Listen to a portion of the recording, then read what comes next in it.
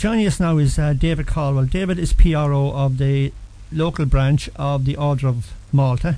David, you're very welcome to the programme. Thanks, John. Yeah, David, first of all, because people see the Order of Malta and down in Mill Street and everything else, and they have no idea, like, a lot of people know what they are because they just see them visually, but what actually are the Order of Malta? Well, we're a voluntary organisation that provide ambulance cover and first aid cover to a lot of sporting events and other kind of events, concerts, and we do community care duties, we do nursing home visits, and we take people from hospital maybe to a different hospital for a hospital appointment or stuff like that. Okay, but why would you become involved with the hospital side of it? Is it because if an emergency or something else? Well, no, it's community care. It's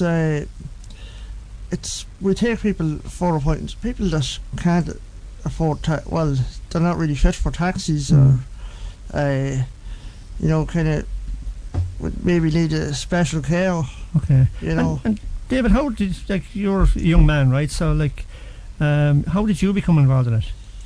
Well, at the time when I joined 5 years ago, Martin Keenan was the officer in charge, and I knew Martin personally a long time, and I just kind of took it in the head and says, I'm going to join. I got talking to Martin and he invited me down, and I'm there since. And just and you like it, of course. Yeah.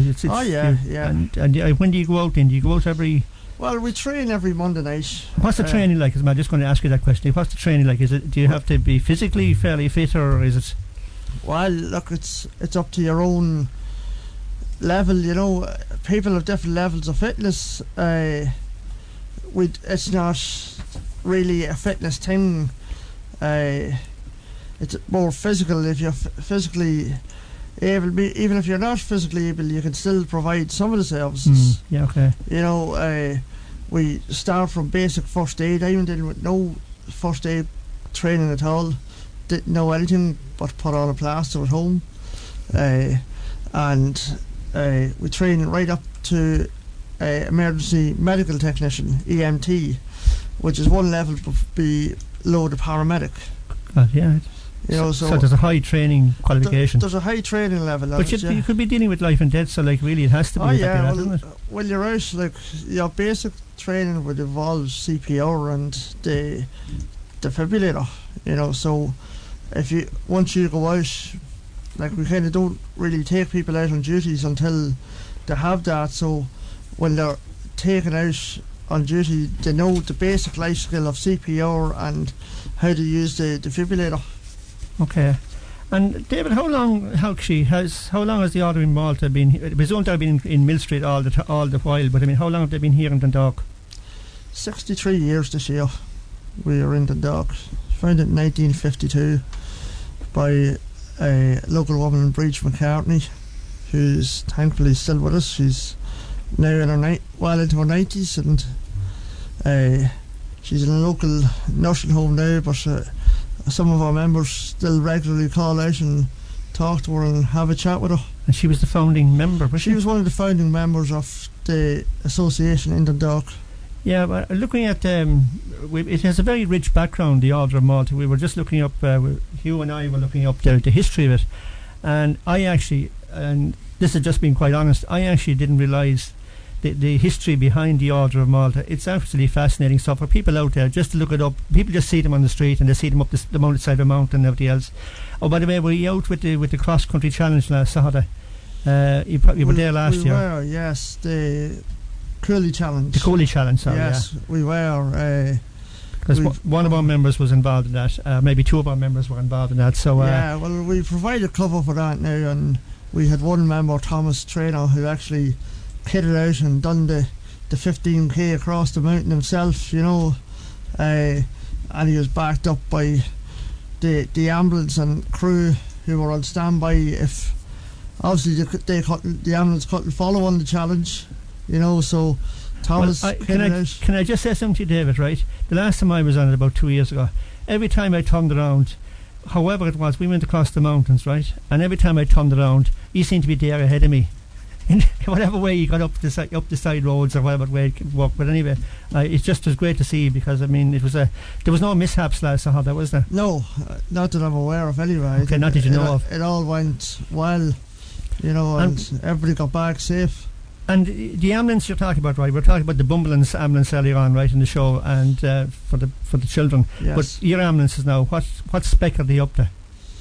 Well, they would carry a lot of equipment, kind of most of the equipment that you would see on a normal ambulance provided by the National Ambulance Service. They would carry maybe 90% of the same stuff that they would carry.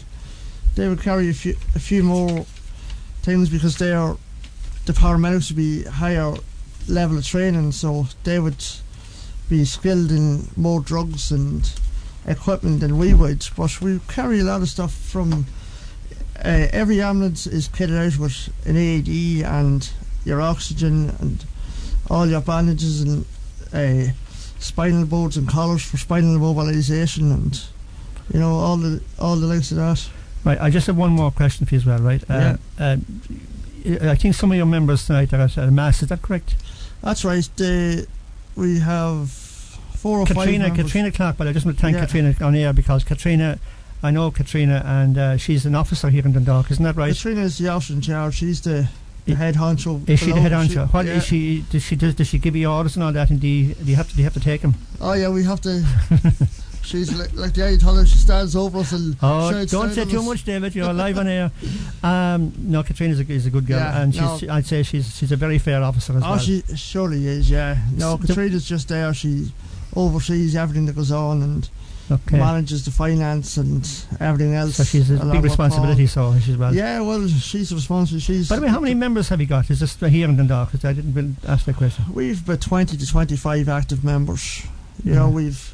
We've other members who have taken a break due to studies and the likes of that. We've one member at the minute who is just completing her nursing degree. Oh, right, okay. So, she's taken a bit of a break lately. But the reason I asked you about the mass is because I know the mass is to do with the Louth Invalid Fund that's starting, I think. When actually are they going out? Is it early next week? I think it is next week, yeah. I'm not sure the date now. But because the Lions Club actually has sponsored one of the members going out, one of the pilgrims going out. So we are paying the way for one of the. Yeah. Well, the Order of Malta themselves do take people out, but our members are going with the local Lourdes Invalid Committee that we actually share a building with. Our building in Mill Street, we share it with them. They have a room downstairs and we're upstairs then, so we've a great association with them over the years. I think they're going about 50 years, and we've a great association with them, and kind of at least one of our members would go each year with them. But you actually have to pay your own way to go as well. Oh yeah, our members would have to pay their own way, and it's up on €700.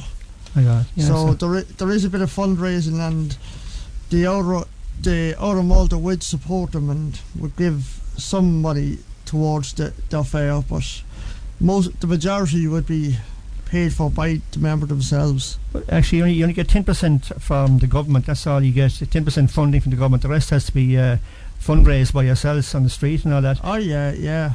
Well, like the Lourdes Invalid Committee, they're separate, so they do their own fundraising. They would have had their own flag days and bucket collections, and I think last week they even had a night out in the golf club. All right, okay. And if let's say if I was to go down to Mill Street, how do you actually become a member of the Order of Malta? Like, do you just walk in off the street and say, like, I'm here, I want to join? Yeah, you can just walk in off the street any Monday night. We're there, apart from bank holidays. We're not there this Monday night. Any Monday night between 8 and 10, we meet in our premises in Mill Street. It's a big house beside the Rayton Amara School.